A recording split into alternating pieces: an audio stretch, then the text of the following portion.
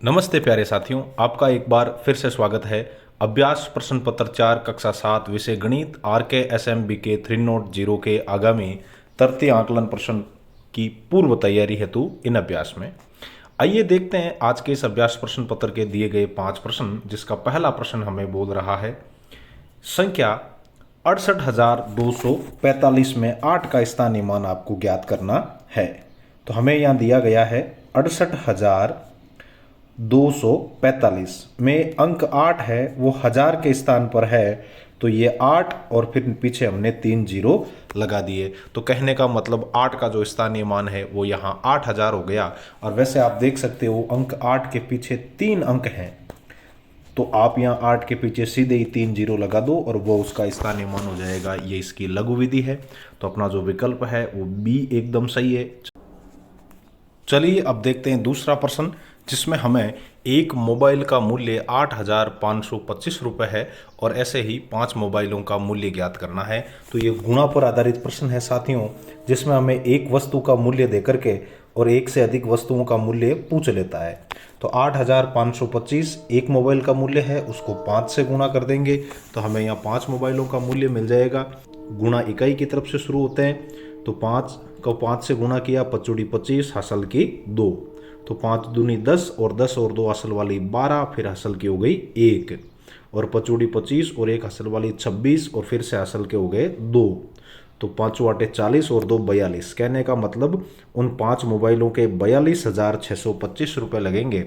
मतलब अपना विकल्प डी एकदम सही है। चलिए देखते हैं तीसरा प्रश्न, जिसमें साथियों हमें एक घड़ी दी गई है। उस घड़ी में आपके यहाँ 10 है और यहाँ 7 दिया हुआ है, और इस तरीके का ये अपोजिट एंगल है, वो कोण x लिया गया है। इसका हमें मान बताना है कि ये किस प्रकार का कोण है। तो देखने से हमें ऐसा लग रहा है कि भाई सरल कोण 180 डिग्री का होता है, ये इधर इस तरफ भी ज़्यादा है, यू भी ज़्यादा है, तो ये कोण है वो अपने 180 डिग्री से तो बड़ा है। तो न्यून कोण होगा नहीं, समकोण भी होगा नहीं, क्योंकि समकोण 90 डिग्री का होता है।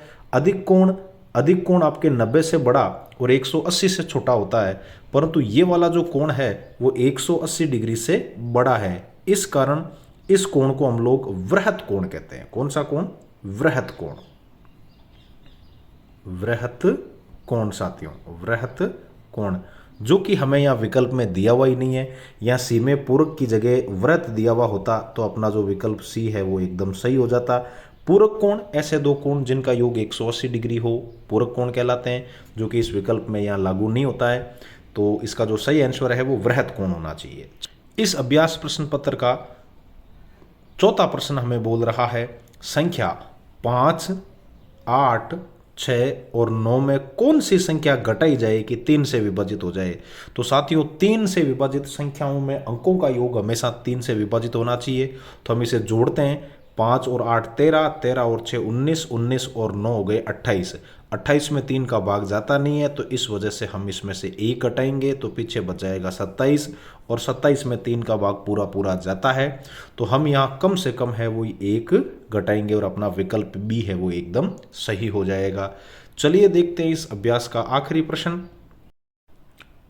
पांचवा प्रश्न हमें बोल रहा है साथियों, नीचे दिए गए चित्र में आयताकार कागज के एक टुकड़े से 2 छोटे समान, मतलब एक इस तरफ और दूसरा इस तरफ, आयत काटे गए हैं। छायांकित भाग का आपको क्षेत्रफल ज्ञात करना है। आयत के क्षेत्रफल की हम लोग बात करें तो आप जानते हो कि आयत का जो क्षेत्रफल है वो लंबाई गुणा चौड़ाई होता है, लंबाई गुणा चौड़ाई। तो बड़े वाले आयत की बात करें जिसकी लंबाई 18 है और चौड़ाई 10 है, तो 18 को आप लोग 10 से गुणा करेंगे तो वो हो जाएंगे 180 और फिर वर्ग और सेमी। तो इस तरीके से बड़े वाले का तो क्षेत्रफल आ गया 180 वर्ग सेमी। अब एक छोटे वाले आयत की बात कर ले में, जिसमें मुझे ऐसा लग रहा है यदि ये पूरी 18 है तो ये भी 18 होगी, जिसमें से इस तरफ वाली जो भुजा है वो हमें 14 दी हुई है साथियों।